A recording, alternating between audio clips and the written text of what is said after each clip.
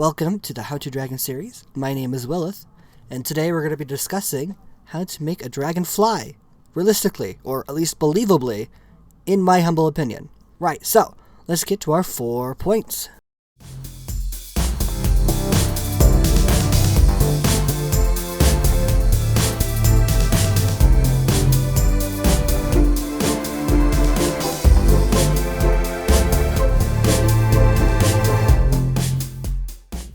What do you think allows birds to fly?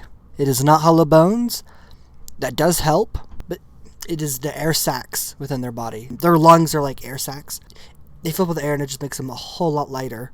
This is what is one of the keys to allow them to fly, and is what actually makes them lighter. Hollow bones does help, but you can have a songbird and weigh it with a mouse, and they're like way heavier. It's really interesting. And there's evidence that this air sac system was in Carcharodontosaurus and in other theropod dinosaurs. So I think it's very believable to put it inside a dragon. Make them so much lighter and allow them to efficiently breathe while flying. The other thing you could do is give them air bladders, similar to how fish have swim bladders. Maybe those could fill up with gas and make them even lighter, which would be fantastic. So yeah, that's the first point. On to the next.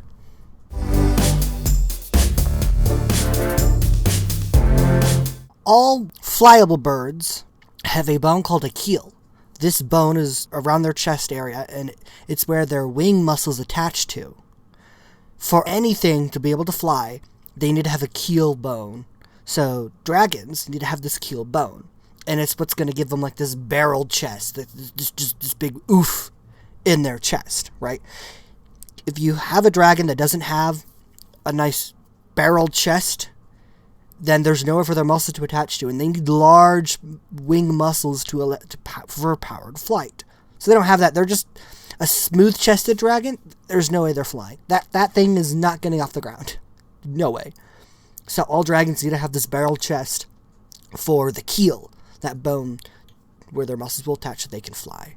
Another thing to know is you want to make sure dragons have 4 legs, and then the wings on their backs. You want to make sure that their arm shoulders and wing shoulders don't overlap and are a good distance apart on their body with the muscles and stuff like that. You want to make sure they don't overlap in any way so it doesn't, so they're functional. Those are some key biological features you need in a dragon to allow it to fly, at least believably anyway.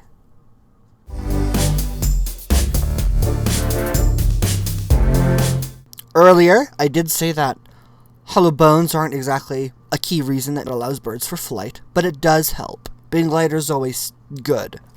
But for dragons, I think this is far more detrimental than useful in them.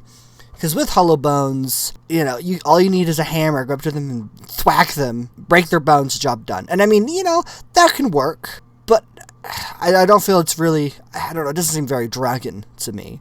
And the other thing, too, is I feel like anytime they tried to land, because they're so big, or if they tried to go into combat, melee combat, they could always just use the breath weapon. They're just going to break their own bones. Because with hollow bones, they're going to want to stay away and really rely heavily on that projectile, which is, that's fine. That would be a good dragon. But still, this is my idea. I think it'd be a great idea to give them a different bone structure. And I think that would be 3D graphene, or graphene, whatever it is. It is a very strong material, and it's basically like a hexagon kind of structure. Now, if you make that their bone structure, it makes their bones so much stronger, so much better, right? And yet also keeps them very light as well, because they're hollow still. But they have a different bone structure, so that you can't just go up to them, whack it with a hammer, and break it. Now you're just going to die. You're just going to tick it off. So I prefer this. I think this gives dragons the believability of what most people see dragons, is seeing them as very strong and deadly. So I like that.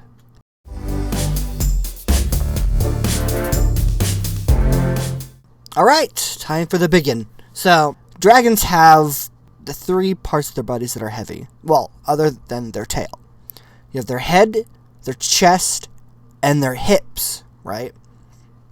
Now, to allow a dragon to really fly, you're going to want the wing membrane to at least reach a little bit past the hips, or even further down. You need that, otherwise his weight's just going to drag him down no matter what else you put on the dragon. Now, you could give him 4 wings, and what I mean by 4 wings is you have the main wing, and then do something a little bit like Toothless, you know? How he has 2 wings, and he's got those fins, for lack of a better word, down on the other part of him. You do something like that. That would also be very helpful, put those on the hips. Or just have, the normal 2 pairs of wings, but the wing membrane would have to go past his hips.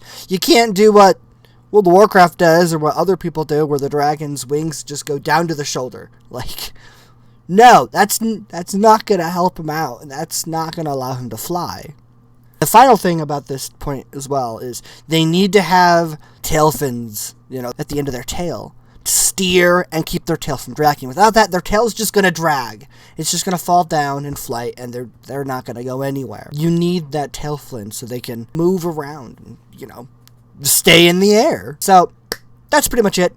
I feel that these points will allow a dragon to believably fly.